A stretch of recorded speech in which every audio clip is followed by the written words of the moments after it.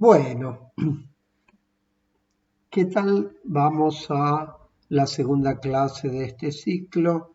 Hoy vamos a ver otro autor, yo les había anticipado, un autor norteamericano que se llamó George Herbert Mead,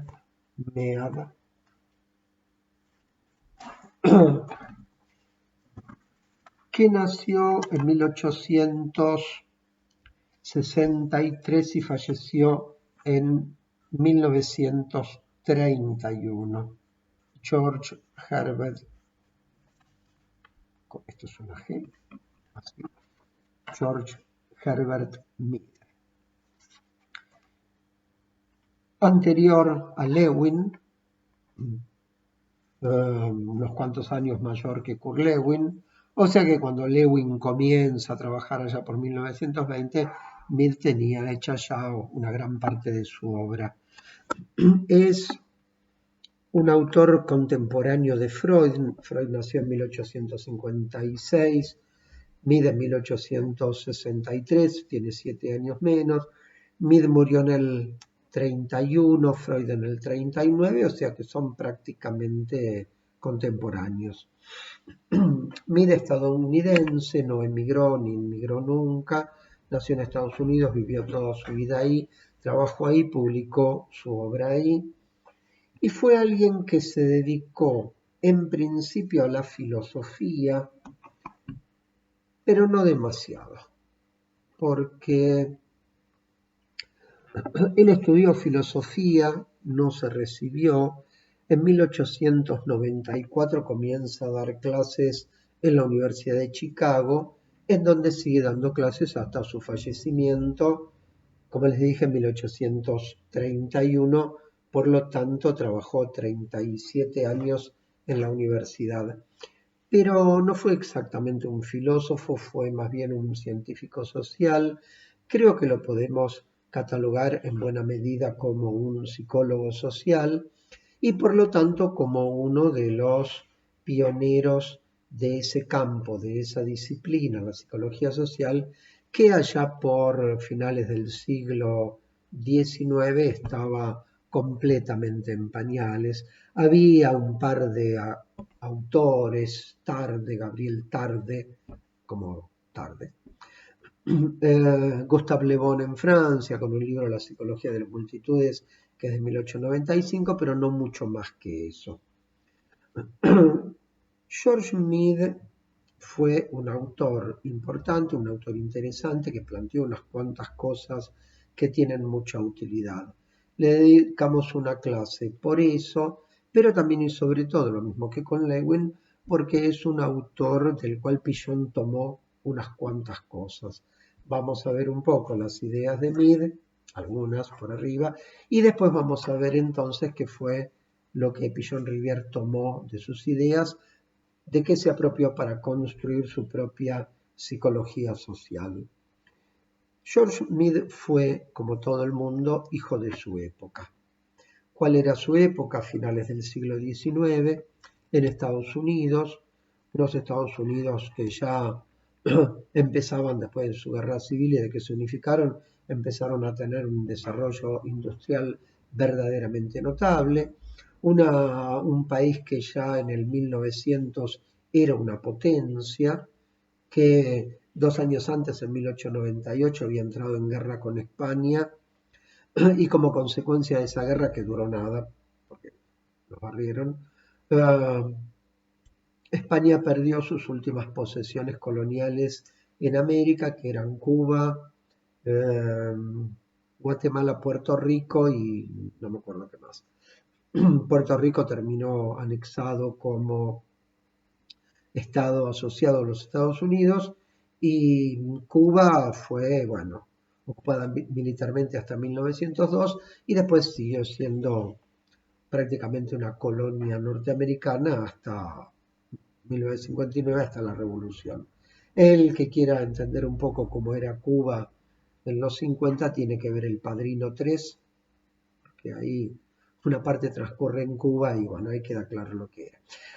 Entonces, Estados Unidos empezaba a surgir ya como una gran potencia, se va a recibir de gran potencia en la Primera Guerra Mundial y tenía un desarrollo muy grande de la industria, de las ciencias naturales, de las ciencias básicas, y todo esto dejaba una marca muy grande dentro de lo que eran las ciencias sociales norteamericanas, en donde convengamos que ellos nunca destacaron demasiado. En lo que hace a ciencias sociales siempre hubo mucha más producción en Europa. ¿Qué tenían ellos? Y tenían una corriente filosófica que era el empirismo.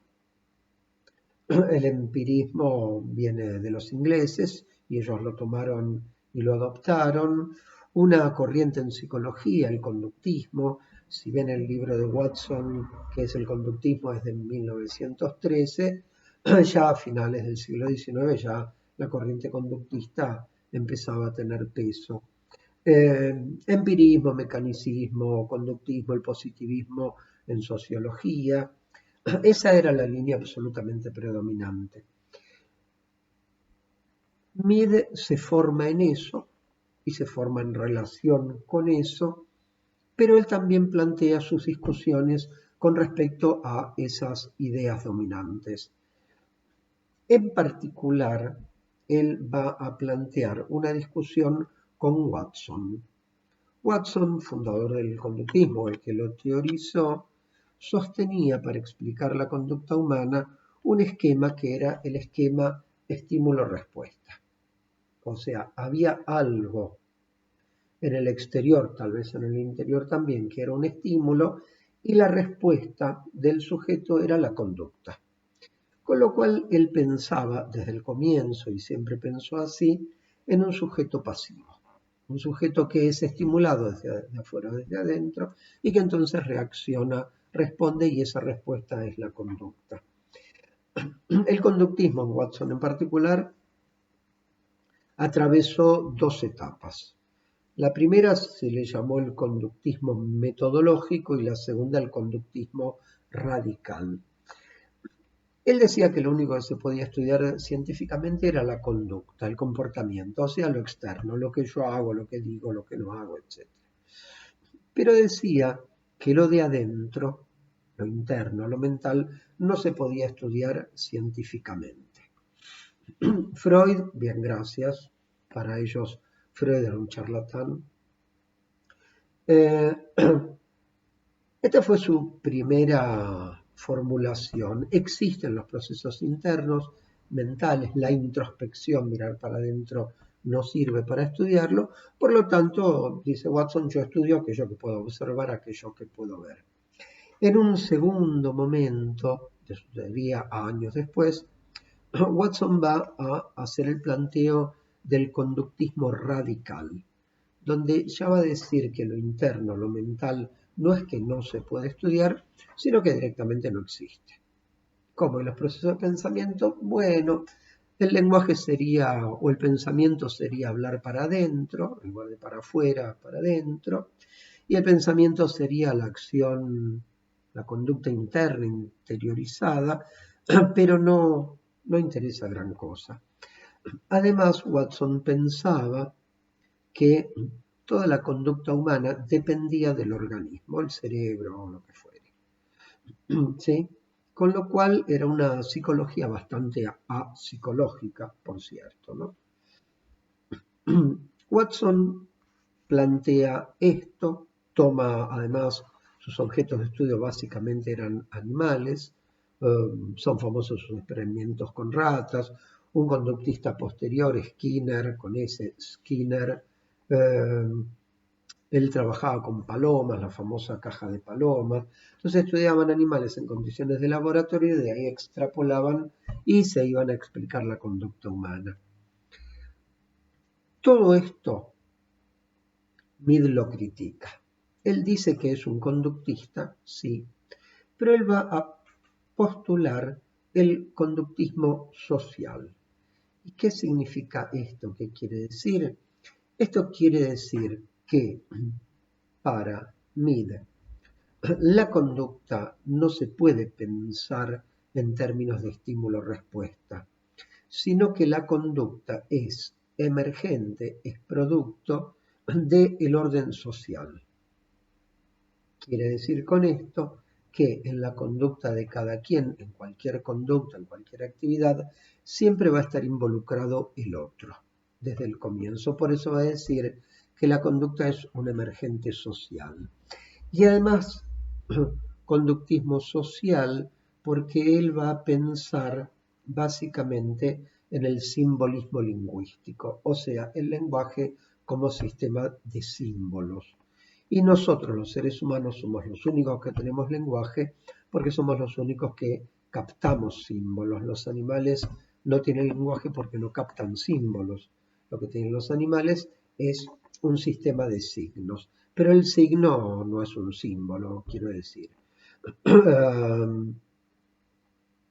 El enojo se expresa en los animales y se expresa en las personas con gestos, con miradas, con sonidos, y es claro cuando alguien está enojado, ¿sí? Ahora, una cosa es el signo del enojo y otra cosa es un símbolo. Por ejemplo, hacer así, como símbolo de enojo con alguien, o hacer así, o hacer así, ¿se entiende? Esos son símbolos, no son signos, no son señales, es un símbolo. Hecho con los dedos, con la mano, pero de todos modos es un símbolo, simboliza algo, representa algo. Entonces, él va a pensar a la conducta humana como producto, como emergente, diríamos nosotros, de un orden social. Y acá él acuña, introduce un concepto que ha tenido mucho desarrollo, que es no solamente el otro, los otros, de la interacción social, sino lo que él llamó el otro generalizado. ¿Qué entiende él por otro generalizado? Entiende básicamente el orden social, o sea, la sociedad. Con lo cual, él va a plantear que nosotros estamos relacionados en interacción social no solamente con los otros significativos, familia, amigos, etc., sino que además estamos en interacción permanente con un otro generalizado, con un otro social global, que es la sociedad.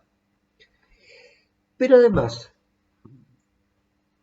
en ese otro generalizado no está solamente la sociedad, sino también las reglas sociales.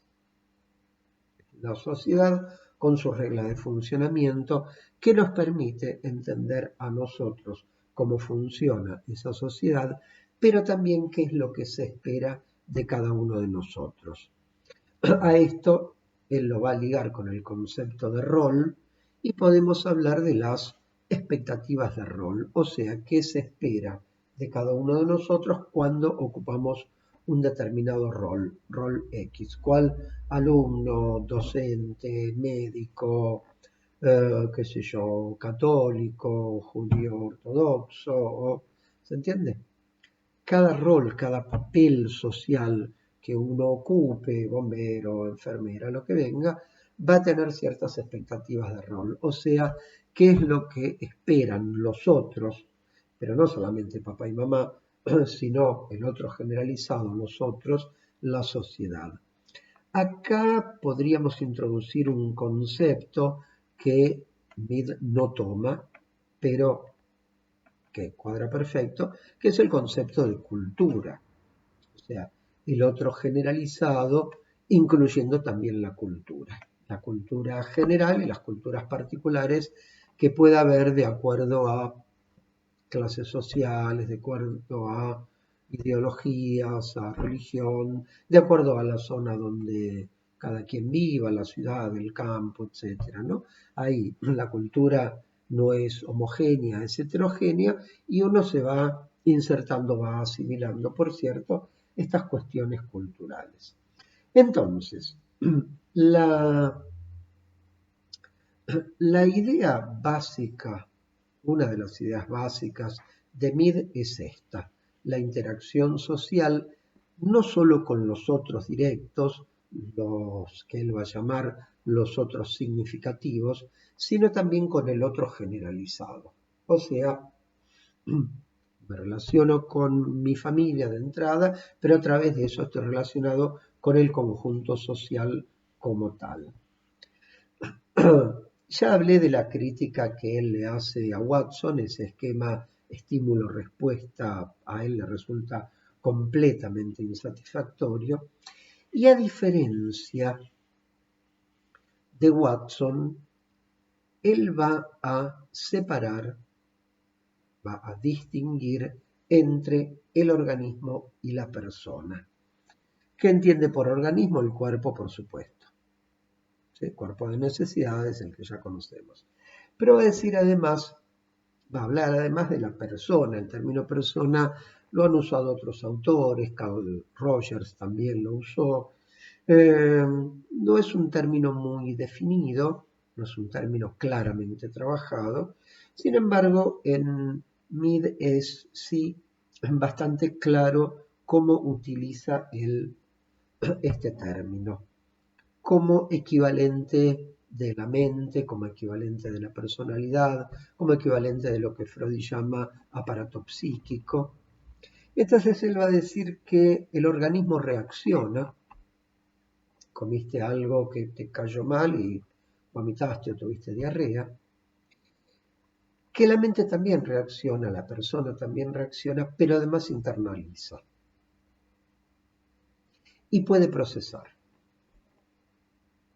Después vamos a hacer una aclaración, un agregado sobre este punto. Se entiende la diferencia, ¿no? El organismo puede funcionar más en el esquema estímulo-respuesta. Yo hace calor y transpiro, tengo frío y tiemblo, ese tipo de cosas. En cambio, la persona procesa, incorpora, internaliza, procesa. Con lo cual, la persona no va a tener, no tiene por qué tener la reacción directa, automática, estímulo-respuesta, que sí puede tener el organismo. Con lo cual, lo vuelvo a decir, Mead le da todo un lugar importante en su teoría a la cuestión interna, a la dimensión interna, a la dimensión intrapsíquica. No piensa como Watson que somos simplemente una máquina de reaccionar, que aparece A y decimos B, viene B y decimos C y así. No, sino que podemos procesar y por lo tanto pensar respuestas, tener conductas muy diferentes, muy diferenciadas frente al mismo estímulo. Hay un punto que él señala que es muy interesante porque ha dado lugar a desarrollos interesantes, que es que en la interacción social nosotros no interaccionamos solo con personas, obviamente interaccionamos con personas, ¿no? Sino que también interactuamos con objetos. Objeto en el sentido literal de cosa no animada. Objeto como la lámpara, la virome, el ventilador de techo que tengo prendido, la computadora, ¿se entiende? Cosas, un marcador, cosas, objetos. Pero él dice que nosotros tenemos relaciones con esos objetos o, en otra terminología, que también construimos vínculos con esos objetos inanimados. Vieron ustedes aquel que está enamorado de su auto, ¿viste? Aquella que le pone nombre a la heladera, ¿viste? O aquellos que dependen absolutamente de su celular y que si se les rompe entran en síndrome de abstinencia. Él dice que nosotros a los objetos los internalizamos, ¿sí? Por internalizar quiere decir que yo veo esto y sé que es un marcador, por lo tanto tengo representación interna, pero más dice que nos identificamos con esos objetos. Y ya la identificación es un proceso distinto a la internalización, porque internalizar quiere decir que lo meto adentro, lo incorporé, lo represento, listo. Identificarse quiere decir que de alguna manera yo me modifico o me transformo en función de aquello con lo cual me identifiqué. ¿Sí? Entonces hay que pensar, se puede pensar desde acá, toda la cuestión de las relaciones con objetos, por ejemplo el celular, la computadora, y cómo nos marcan, cómo nos condicionan, cómo nos determinan más allá de lo que uno es consciente. Él va a postular en esta línea de pensamiento lo que él llama la psicología social de los objetos. Porque él dice que los objetos son sociales, lo cual es cierto. Porque yo puedo decir que este marcador es personal, es mío, es mi marcador y cuando se vacía lo tiro, pero este marcador no lo hice yo, lo hizo otro, lo hicieron otros. Este marcador, igual que el bloque de hojas o igual que el celular o la computadora o el ventilador, todos estos son corporizaciones, exteriorizaciones, plasmaciones de procesos sociales en donde han intervenido otros. Y sin esos otros yo no tendría ni el bloc de hojas, ni tendría el marcador, ni la computadora, ni el ventilador. ¿Se entiende, no? Entonces, cuando yo estoy con mis objetos, estoy también indirectamente con otros, con el producto de otros, del trabajo o del pensamiento de otros. Si yo leo un libro, El Quijote, yo dialogo con Cervantes. Él conmigo no, porque bueno, obviamente no puede, pero me dejó su mensaje escrito. Entonces yo interacciono con él.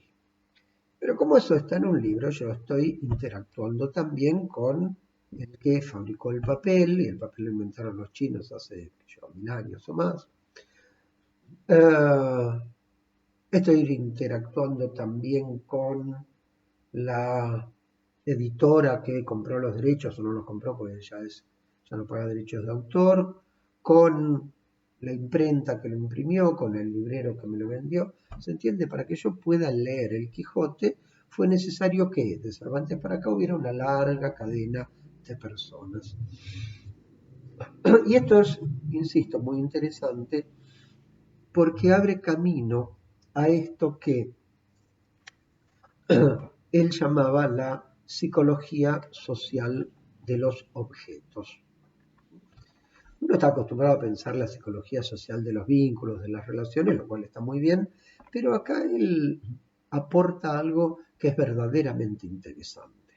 Fíjense ustedes que de esta manera proceden los antropólogos. Cuando descubren, por ejemplo, ruinas y van a excavar los arqueólogos, ¿qué hacen? Buscan las piedras, buscan las vasijas, los utensilios, y de ahí entienden cómo vivían y en qué periodo de evolución estaba ese pueblo. ¿Se entiende? Lo toman no como una cosa, sino lo toman como prácticamente como un mensaje. Entonces, tengo un texto de un antropólogo social norteamericano que se llamó Ralph Linton, como Clinton, pero sin C, Ralph Linton, que es del año 42, que se llama, el texto se llama Nuestro hombre del norte, y que es muy interesante y muy divertido. Es cortito, son 4 párrafos, si no me estiro mucho en la clase se los leo y al final, y si no, después se los dejo para que lo lean ustedes. Que habla de esto, ¿no? De cómo alguien se relaciona con objetos sin saber, en realidad, todo lo que hay atrás de ese objeto con el cual se está relacionando. Entonces estábamos en la interacción social, que es con personas o con objetos, dije lo de los objetos, con personas. ¿A qué se refiere? Bueno, por supuesto a la relación con otro. Tema importante desde ya en cualquier psicología social. Y él dice que la relación con otro incluye necesariamente ser consciente de la existencia del otro. Esto es una perogrullada, me van a decir. No tanto, no tanto. Porque no es automático, porque el registro perceptual de otro de otro cuerpo en el espacio es importante, pero acá Mead se refiere, me parece a mí, a comprender que el otro es alguien distinto a mí, pero igual a mí. O sea, un semejante. Esto Freud lo trabaja, lo llama el complejo del semejante, y dice que aparece en nosotros, en los chicos, alrededor de los 2 años y medio. Piensa en un chico de 2 años que aprende en el jardín a compartir, a prestar las cosas, a pedirlas, no a sacárselas a otro y dejarlo llorando. Tiene que ver con esto. Ser consciente del otro, ser consciente de las actitudes del otro, y acabamos de nuevo al concepto de rol. Actitud del otro es una actitud interaccional, por lo tanto supone un rol, porque el rol es, lo dijo Pichon, la base de la interacción o es el vehículo de la interacción. Yo interactúo con otros ocupando un cierto rol. Todo lo que Pichon trabaja sobre roles, la internalización, el repertorio, roles deseados, roles temidos, todo eso tiene mucho que ver con este planteo de Mead. No fue Mead el único, de ninguna manera, que trabajó el concepto de rol. No, pero lo trabajó. Y es claramente un antecedente de Pichon. ¿Cómo define entonces Mead a la psicología social? Dice que la psicología social estudia el efecto del grupo social, no solamente el grupo directo de la familia, sino en conjunto, el efecto que el grupo social ejerce en cada uno de sus miembros. También va a pensar, como Lewin, que el todo es más que la suma de las partes, y va a pensar también que el grupo antecede al individuo. Esto es lógico porque la familia nos preexiste, ¿sí o no? Padre y madre claramente son anteriores a nosotros y fueron los que nos trajeron a este mundo. De esa interacción social emerge el sujeto. Es decir, que el sujeto emerge de la interacción social, o sea, de la interacción con otros, en primer lugar la familia, por supuesto, y después el resto de los otros. Y que por lo tanto el sujeto vive en un mundo de significados, que vive en un mundo simbólico, lo cual desde ya es absolutamente cierto. ¿Y cuál es el resultado, el emergente individual de la interacción social? Lo que Mead llama self, que hace 5 minutos lo llamé persona. Persona y self en Winnicott, en Winnicott, Winnicott también habla del self, en Mead, persona y self son prácticamente sinónimos. Antes yo había distinguido organismo de persona. ¿Sí? Ahora digo persona igual self, pero dentro del self, de la persona, Mead va a distinguir dos sectores distintos, a los cuales los va a llamar el mí y el yo. No el yo de Freud, olvídense de Freud. Había leído a Freud, lo conocía por arriba, ¿no? Pero no, nunca lo tomó demasiado en cuenta, ni siquiera los textos de Freud de psicología social, los escritos sociales como Tótem y Tabú, Psicología de las masas, El porvenir de una ilusión, El malestar en la cultura, todos publicados antes de 1930, Mead no lo leyó, o por lo menos no los menciona. ¿Qué entiende por mí y qué entiende por yo?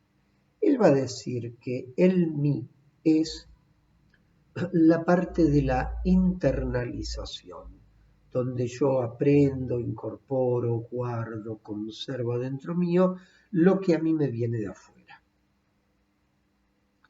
Por lo tanto, como yo incorporo, repito las normas sociales, etcétera, que uno les enseña a los chicos y que después se supone que los chicos repiten. ¿Y qué es el yo? Para él, el yo es creador. Lo que él llama yo es la parte creativa. Porque si fuera solo mí, en su terminología, si fuera solo incorporación, internalización, entonces estamos de nuevo en el conductismo puro. Tengo experiencias, incorporo, aprendo, después repito. ¿Entiende? Estímulo-respuesta. No. Él va a decir que tenemos algo, una función, un sector, una parte, no es muy preciso, por cierto, que él va a llamar yo y que tiene que ver con lo creador, con lo creativo. O sea, no con la repetición, sino con la posibilidad de innovar, con la posibilidad de encontrar caminos nuevos, distintos, diferentes, encontrar recorridos, itinerarios que yo no haya transitado antes o que otros no hayan transitado. ¿Sí? A eso él lo llama el yo. No es el yo de Freud, claramente. Y va a marcar que el self, tener un self, supone dos cosas. La capacidad de objetivizarse, pero también de diferenciarse de otros.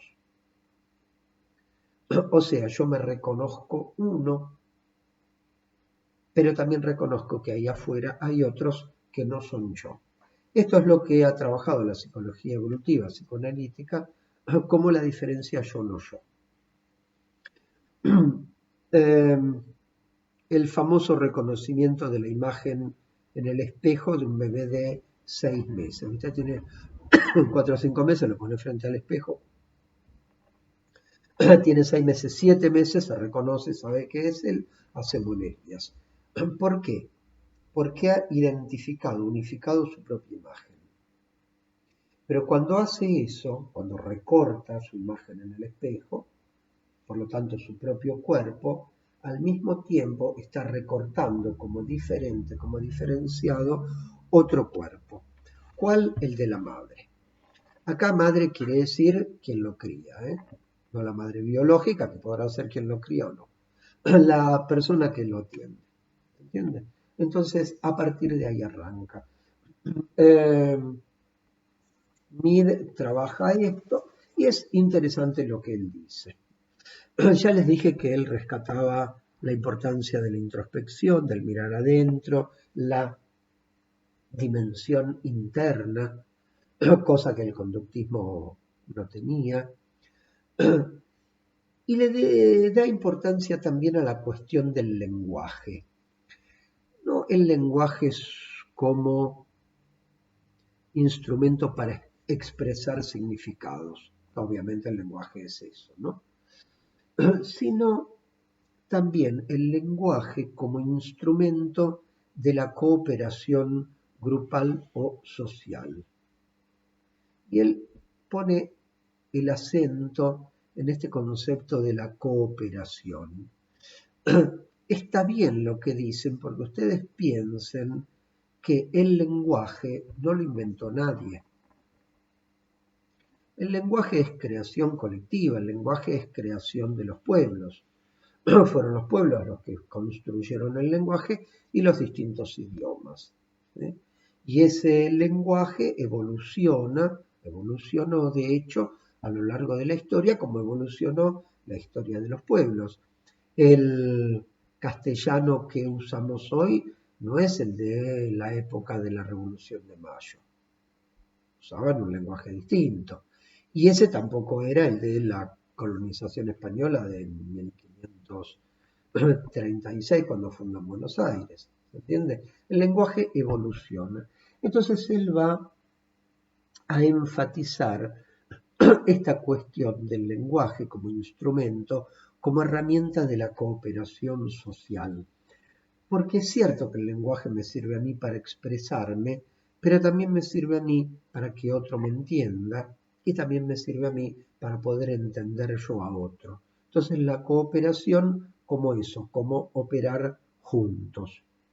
Entiéndase que el grupo, la sociedad es anterior al individuo y entiéndase también que el lenguaje nosotros lo adquirimos. El lenguaje está afuera. No nacemos con lenguaje, nacemos, sí, por supuesto, con la capacidad de entender el lenguaje. Pero para adquirir el lenguaje tenemos que haber nacido en un universo de lenguaje y tener bien, por supuesto, los oídos, los tímpanos, el nervio auditivo, etcétera, etcétera, ¿no? Entonces, para él, la interacción social, las acciones sociales, suponen cooperación. ¿Por qué? Porque buscamos objetos que son sociales, objetivos o metas que también son sociales porque involucran a otros, y porque en esos otros va a estar también la posibilidad de que nosotros consigamos nuestros objetivos o no.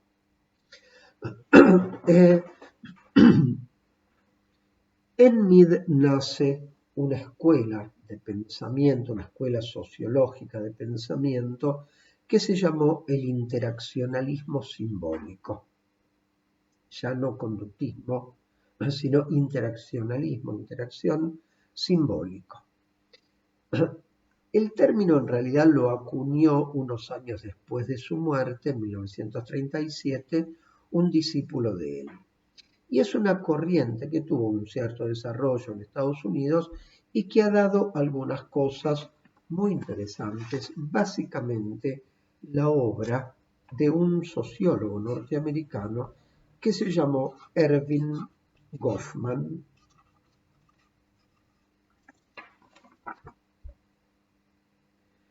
que estudió y acuñó un término que es el de instituciones totales. Es una institución total, es una institución en donde la gente, por lo menos una parte, pasan toda su vida ahí adentro. No es una institución donde uno entra y sale, sino su vida está ahí adentro. Lo van a ver cuando vean instituciones, en el año que viene en tercero, les dejo anotado nomás el nombre, porque ese concepto es muy interesante, el trabajo de Goffman ha sido muy interesante y se basó entonces en las ideas de Mead. ¿Qué toma Pichon de Mead? Porque él dice que Mead forma parte de su ECRO, de las fuentes de su ECRO, de su teoría. Es obvio lo que toma de Mead. El énfasis en la psicología social, el énfasis en la interacción social, la cuestión de los roles, la cuestión de cómo ese sujeto está determinado, condicionado, producido por un contexto social. La frase de Pichon, el sujeto emerge de un contexto que es vincular social. Toda su teoría general acerca del sujeto humano está cerca de Mead. No solo Mead, entiéndase que hay muchos otros autores que también han trabajado en cosas parecidas a estas, pero él le reconoce a Mead que, siendo más un filósofo, digamos, porque él especulaba, pero que de todos modos tuvo una capacidad de entrar en estas cuestiones y de ser, sí, uno de los pioneros, uno de los iniciadores de la psicología social. Yo creo que Pichon en particular tiene menos diferencias con Mead que con Lewin. ¿Sí? Lewin tomó algunas cosas importantes de grupos, es como que se sentía más representado seguramente con las ideas generales de Mead. Y creo que Pichon, con su crítica de la vida cotidiana, su concepto de la psicología social, le supo rendir un buen homenaje a Mead, o sea, supo dar buena cuenta de esos conceptos que tomó de él. Esto que les decía antes del mí y el yo, a mí me parece que está muy, muy, muy vinculado con esta idea de Pichon del doble carácter del sujeto humano, porque sujeto quiere decir sujetado, ¿sí? Por lo tanto pasivo, pero sujeto también quiere decir actor, protagonista, como el sujeto de la oración, que es el que hace la acción, por lo tanto el verbo se refiere al sujeto, Juanito juega a la pelota. Entonces, este doble carácter del sujeto humano, pasivo y activo, me parece que está bien marcado en Mead. Y esta idea de Pichon de la adaptación pasiva como sinónimo de enfermedad y adaptación activa como sinónimo de salud, de creatividad, me parece que también está muy cerca de las ideas que desarrolló Mead. Mead tuvo una obra más o menos larga, no escribió un libro, los libros que hay de Mead son recopilaciones de textos de él. Hay uno que lo consiguen en internet que se llama Espíritu, Persona y Sociedad, que del año 34 creo, y otro que sí él lo pensaba armar como libro, pero falleció antes, que se llama La filosofía del presente. Los dos textos completos están en internet. Eso, en internet van a encontrar más cosas de Mead que de Lewin. Los libros de Lewin, Teoría del Campo y demás no se hallan, no se encuentran. Me refiero siempre digitalizados, ¿no? Después por ahí comprarse pueden, pero son libros muy raros, así que si alguien lo tiene lo va a vender caro. Pero de él ustedes pueden conseguir mucho material en internet más allá de lo que textos, la clase mía y demás. Y como no ando tan mal de tiempo, como vamos 41 minutos, no es tan largo, les voy a leer entonces este texto de Ralph Linton del año 1942 que se llama Nuestro sujeto del norte. Norte con mayúscula se refiere obviamente a Norteamérica. Y entonces dice así. Nuestro sujeto se despierta en una cama hecha según un patrón originado en el cercano oriente, pero modificado en la Europa del Norte antes de pasar a América. Se despoja de las ropas de cama hechas de algodón, que fue domesticado en la India, o de lino, domesticado en el cercano oriente, o de lana de oveja, domesticada igualmente en el cercano oriente, o de seda, cuyo uso fue descubierto en China. Todos estos materiales se han transformado en tejido por medio de procesos inventados en el cercano oriente. Al levantarse se calza unas sandalias de tipo especial llamadas mocasines, inventadas por los indios de los bosques orientales de América del Norte, y se dirige al baño, cuyos muebles son una mezcla de inventos europeos y americanos, todos ellos de una época muy reciente. Se despoja de su pijama, prenda de vestir inventada en la India, y se asea con jabón inventado por los galos.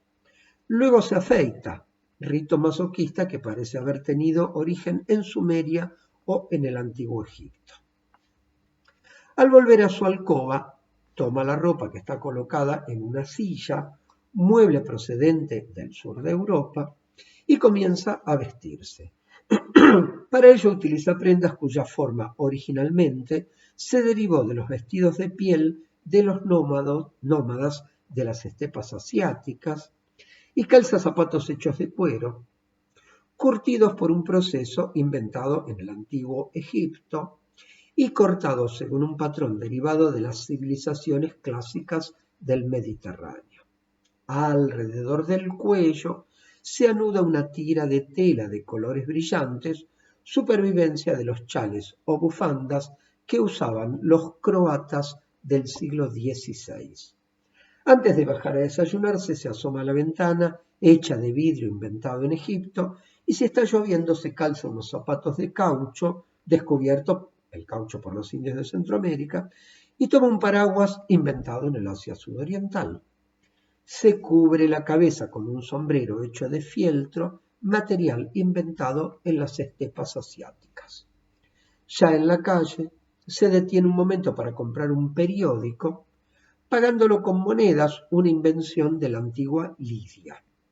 En el restaurante le espera toda una serie de elementos adquiridos de muchas culturas. Su plato está hecho según una forma de cerámica inventada en China. Su cuchillo es de acero, aleación hecha por primera vez en el sur de la India. Su tenedor es un invento de la Italia medieval y su cuchara un derivado de un modelo originario de Roma. Comienza su desayuno con una naranja procedente del Mediterráneo oriental, un melón de Persia o quizá una raja de sandía de África. Además, toma un poco de café, planta de Abisinia, con leche y azúcar. Tanto la domesticación de las vacas como la idea de ordeñarlas se originaron en el cercano oriente. Y el azúcar se hizo por primera vez en la India. Después de la fruta y el café sigue con una especie de tortas hechas según una técnica escandinava, con trigo aclimatado en Asia Menor. Sobre estas tortitas desparrama un poco de jarabe de arce, inventado por los indios de los bosques orientales de América del Norte. Además puede servirse unos huevos de una especie de pájaro domesticado en Indochina, o algún filete de carne de un animal domesticado en Asia Oriental, salada y ahumada según un proceso inventado en el norte de Europa. Una vez que ha terminado de comer, se pone a fumar, costumbre del indio americano, consumiendo una planta domesticada en Brasil, ya sea en una pipa, derivada de los indios de Virginia, o en un cigarrillo derivado de México. Si es suficientemente vigoroso, elegirá un puro, que nos ha sido transmitido de las Antillas, a través de España. Mientras fuma, lee las noticias del día, impresas con caracteres inventados por los antiguos semitas sobre un material, el papel, inventado en China, según un proceso inventado en Alemania, la imprenta de Gutenberg. A medida que se va enterando de las dificultades que hay por el extranjero, si es un consciente ciudadano conservador, irá dando gracias a una deidad hebrea en un lenguaje indoeuropeo por haber nacido en el continente americano. Está bueno, está muy interesante. Búsquenlo, ténganlo, porque acá nos muestra cómo en las cosas más elementales, vestirse, desvestirse, afeitarse, salir, desayunar, están siempre metidos los otros. Y les quiero dejar para cerrar, y en esta misma línea, un tema, una canción de una cantante nacida en Irlanda pero colombiana, porque vive de los 2 años en Colombia, que se llama Katy James. El tema, búsquenlo en YouTube, se llama Toitico bien empacado. ¿Qué quiere decir? Por supuesto, todito bien empacado, pero obviamente esto debe ser un modismo popular colombiano.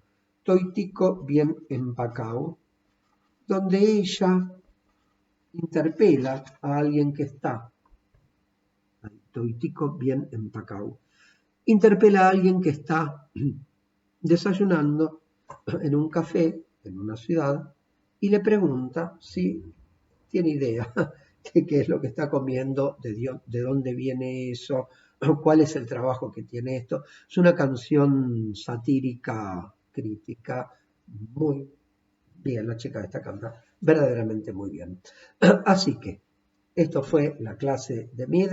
Les dejo, búsquenlo el texto de Linton, es fácil, ponen Linton, nuestro sujeto del norte, y listo. Y la canción de Katy James, los aportes de Mid a la psicología social y al pensamiento de Pichon Rivière. Dejo aquí, entonces, gracias por su atención y que tengan buen reencuentro el sábado que viene.